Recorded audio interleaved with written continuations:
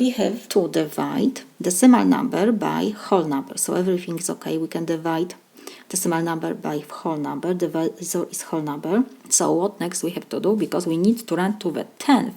So we need 1 digit after 10th, th at the end. So after decimal point we have 10th, next we will be 100th. So it means we need to do long division to the 100th. So let's do this.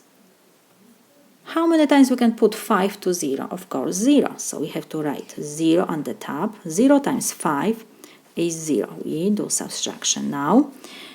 0 minus 0 is 0, so we don't have to write. What else? We have to take to the top decimal point, copy exactly in the same column, and we take next digits down. This is 4. How many times we can put 5 to 4? 0. So we have to write on the top solution 0, and now we have to do multiplication. 0 times 5 is 0. Now we do subtraction. 4 minus 0 is 4. And we have to take down next digits is 3. So we have 43. Divide by 5 is 8. 8 times 5 is 40. And what else? Because, like I said, we need to run to the nearest 10th, so we can stop our division. We need only 1 digit after our 10th. This is 10th, this is 100th. So this is enough.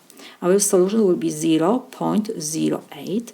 And like I said, because we need to run to nearest 10th is first digit after decimal point. So what we have to do next? We have to check the digits after our underlined digit. We always underline the digits to which we have to round.